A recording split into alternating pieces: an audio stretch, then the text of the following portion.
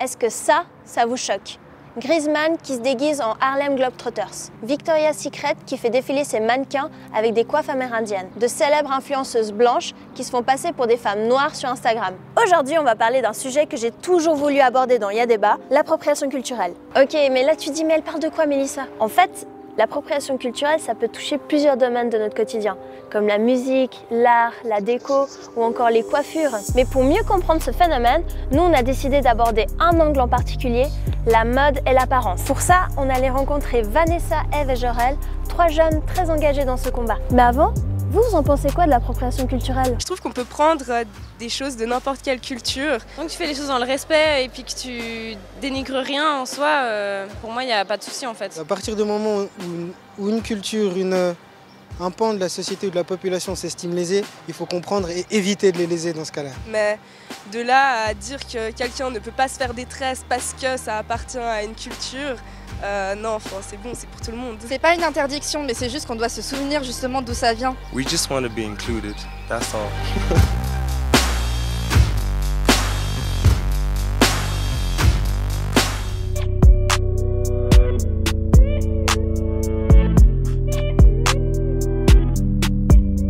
Pour recontextualiser le sujet, en quelques mots, c'est quoi l'appropriation culturelle? Ce serait prendre des codes, des mœurs, d'une culture, se l'approprier, comme le terme le dit, et puis négliger justement la communauté ou bien la culture d'où elle vient. Si on reprend ce concept au niveau de la mode, de l'apparence, par des exemples concrets, on a vu l'exemple de Griezmann qui s'était déguisé en Harlem Globetrotters. Est-ce que ces réactions étaient légitimes pour vous? Pour moi, ce qui est de la blackface, donc l'exemple de Griezmann, pour moi, je le mets hors de l'appropriation culturelle dans le sens où là, c'est plutôt un acte qui est non informé. Ce qui dérange, c'est le fait d'utiliser nos attraits physiques, notre culture comme un déguisement. Et je pense qu'à partir du moment où on fait ça, c'est de la moquerie pour moi. C'est justement quand les gens se déguisent, après ils font ressortir tout un comportement raciste, mais qui est ok dans cet environnement, puis pour nous c'est pas ok. Le bal HEC, tu le mets aussi dans le déguisement ou bien parce que ça a eu aussi pas mal de réactions?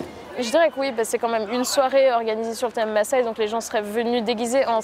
Le pire, c'est ce qu'ils ne sont pas renseignés sur la culture, donc ce qu'ils pensent être Maasai. Et en fait, avec tout ça, ça joue sur les stéréotypes à fond. En quoi, pour vous, c'est une forme de racisme? Ou ça frôle le racisme? Si on prend l'exemple afro, les choses qu'on s'approprie actuellement, c'est nos attributs physiques, disons. Donc les fesses, les lèvres, etc. On m'avait dit de me lisser les cheveux pour trouver un travail, ça faisait pas professionnel les cheveux bouclés. Puis quand on voit 5-10 ans après que c'est la mode, et puis c'est la mode quand des personnes blanches le font, ça fait un peu mal. Si on revient sur des exemples aussi récents, tu avais ces femmes justement, ces célèbres Instagrammeuses qui se faisaient passer pour des femmes noires sur Instagram. La couleur noire n'est pas un effet de mode déjà. Elles se disent que voilà, je vais m'approprier ça, etc.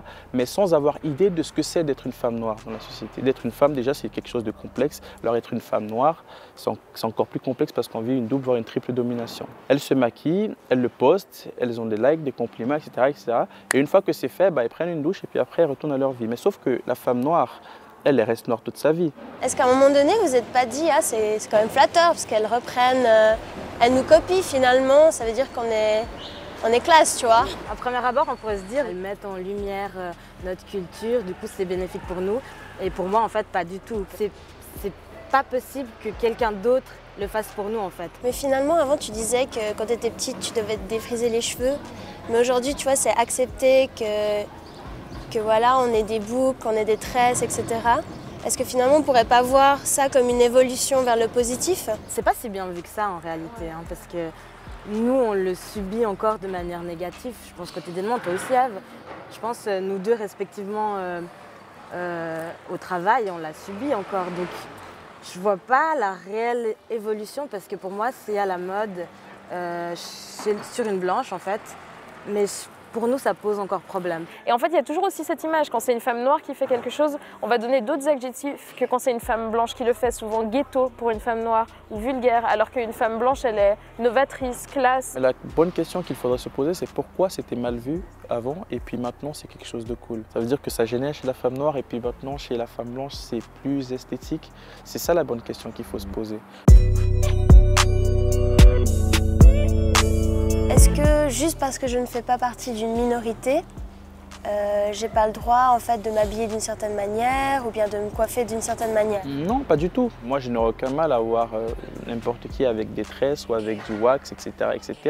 Ce qu'on est en train de dire, par exemple, par contre, c'est que si tu mets du wax, dis que c'est du wax qui vient d'Afrique et que c'est-à-dire qu'il faut quand même que tu historises ce que tu fais. Pour moi, on part pas dans cette discussion d'un point de vue d'interdiction, parce qu'au final, chacun est libre de faire ce qu'il veut. Ce que je pense qui est important, c'est en tout cas d'en parler. Et il n'y a pas souvent ce rapport-là, en fait. C'est que les gens, si on se plaint, c'est « Ah, mais vous ne nous laissez rien faire ». Et c'est une réaction directement très forte et la discussion, elle ne se fait pas et il y a un espèce de blocage. Au niveau de l'appropriation entre populations issues de minorités, par exemple, moi, en tant que Turque musulmane, je serais plus légitime à porter un bindi sur le front ou bien un kimono. Ça reste délicat. Moi, je pense que ça reste délicat quand même. Particulièrement, moi, je n'irais jamais me mettre un bindi justement sur le front parce que je me sens pas du tout légitime à faire ça. Après, il y a quand même la notion où il n'y a pas... Il y a moins ce rapport de domination en fait et qui est problématique dans l'appropriation culturelle. Est-ce que typiquement on vous a déjà fait cette remarque? Non mais de toute façon ce thème d'appropriation culturelle c'est juste du communautarisme extrême, ça renferme juste les cultures sur elles-mêmes et limite on joue même le même game que les nationalistes dans le sens où les cultures doivent pas se mélanger. Oui, surtout le terme communautariste il aime bien être lancé un peu partout. Et raciste, racisme anti-blanc. Ouais. Pour moi en fait ces réponses en fait, ne sont pas appropriées à la question. Pour moi, c'est juste des boucliers qu'on nous lance. Pour moi, on n'est pas en train de se renfermer sur nous-mêmes.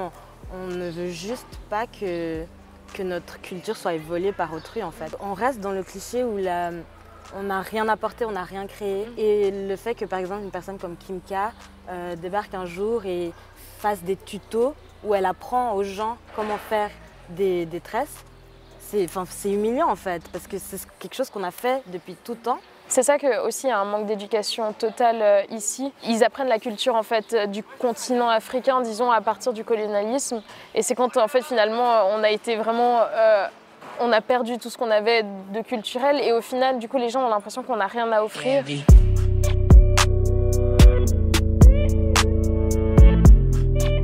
Est-ce que ce sujet de l'appropriation culturelle, c'est pas un sujet 100% américain? Ils sont plus dans cette notion communautaire, ils ont créé ça depuis bien longtemps. Je pense que peut-être nous on est dans le début du mouvement et peut-être ça va venir. Mais je pense que la Suisse en tout cas elle peut pas dire que ça n'existe pas chez elle. Tant qu'au final autant de cultures se mélangent, la discussion elle est présente, le racisme existe, l'appropriation existe, l'appréciation existe aussi. On peut pas dire qu'on peut pas se sortir de cette discussion. Au quotidien, que ce soit à Lausanne, Genève, Berne, Fribourg ou même Sion, est-ce que tu notes des exemples concrets d'appropriation qui t'énervent? C'est pas vraiment de l'appropriation, c'est plutôt de la maladresse. Un blanc avec un t-shirt NWA, est-ce qu'il sait ce que ça veut dire NWA et est-ce qu'il sait l'historique de ça, etc. etc.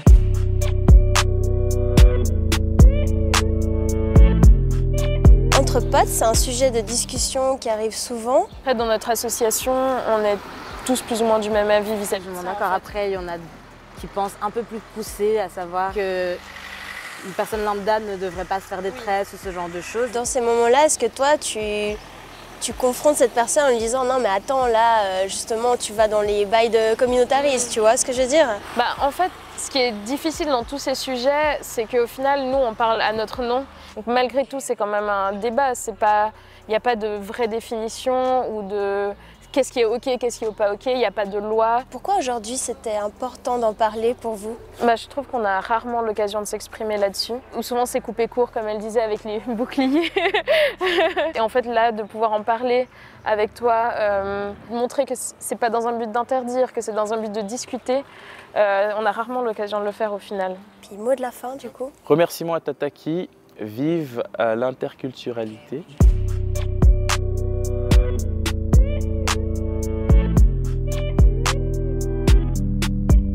Ce que j'ai retenu de cet échange, c'est que l'appropriation culturelle, c'est un sujet complexe, sensible et très émotionnel. On a vu avec Eve, Vanessa et Jorel que c'est pas une question de dire qui a le droit ou n'a pas le droit de s'habiller ou de se coiffer comme il veut finalement.